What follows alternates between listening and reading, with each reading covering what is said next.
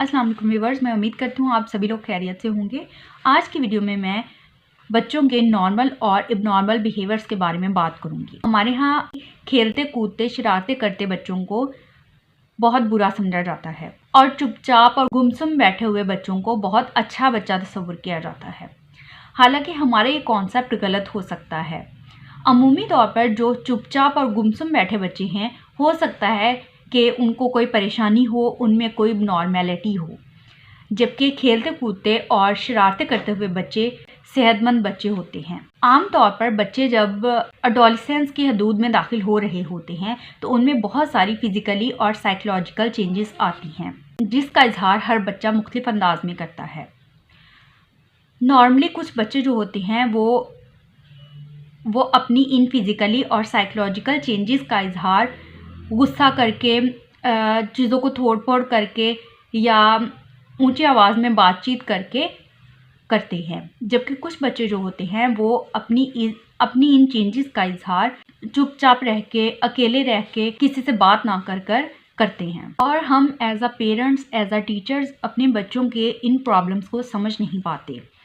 और बच्चे जब इस तरह गुस्सा करते हैं, चीज़ों को तोड़ते फोड़ते हैं या बाज़ औक़ात वो चुप रहते हैं या अकेले रहना पसंद करते हैं, तो हम बच्चों के इन रवैयों को गलत अंदाज में लेते हैं। इसकी बुनियादी वजह यह है कि पेरेंट्स की अपने बच्चों से दोस्ती नहीं होती, उनका कम्युनिकेशन अपने बच्चों से सही नहीं होता, जिसकी वजह से बच्चे कोई भी बात शेयर करने से डरते हैं या खुलकर अपनी किसी भी प्रॉब्लम का इजहार नहीं कर पाते अपने पेरेंट्स के साथ। पेरेंट्स जो होते हैं वो अपने बच्चों को वक्त नहीं दे पाते और बच्चे जो होते हैं वो अपने पेरेंट्स से भी बात नहीं कर पाते और ना ही वो अपने क्लास फेलोज़ के साथ या अपने दोस्तों के साथ बात शेयर कर पाते हैं। इसका असर बच्चे की समाजी सरगर्मियों पर तो पड़ता ही है। इसके अलावा बच्चे के स्कूल्स में भी प्रॉब्लम देखने में आती हैं और उसकी स्टडी से रिलेटेड भी प्रॉब्लम सामने आती हैं। बच्चा अपनी स्टडी पर सही तरह से फोकस नहीं कर पाता। घरों में पेरेंट्स का आपस में क्लैश रहता है या कुछ ऐसे जॉइंट फैमिली सिस्टम भी देखने में आती हैं, आपस में बहुत ज़्यादा क्लैश होता है,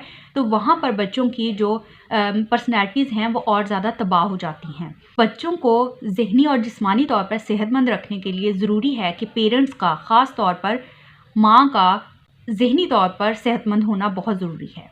जिन बच्चों की माएँ ज़हनी तौर पर सेहतमंद नहीं होती या ज़हनी अमराज का शिकार होती हैं, उन बच्चों में भी बहुत सारे ज़हनी मसले देखने में आते हैं। बच्चों के मसाइल को जानने के लिए बच्चों के साथ ज़्यादा से ज़्यादा वक्त गुजारें, उनको इतना एतमाद दें कि वो अपनी सारी बातें आपके साथ शेयर कर सकें। इस तरह बच्चों के प्रॉब्लम्स को समझने में भी हेल्प मिलेगी और आप उनके प्रॉब्लम्स को बर वक्त हल भी कर सकेंगे।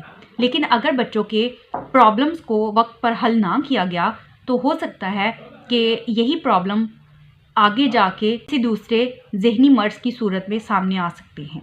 मैं उम्मीद करती हूँ आपको आज की वीडियो अच्छी लगी होगी। प्लीज़ लाइक और शेयर करें और चैनल को सब्सक्राइब ज़रूर करें। अल्लाह हाफ़िज़।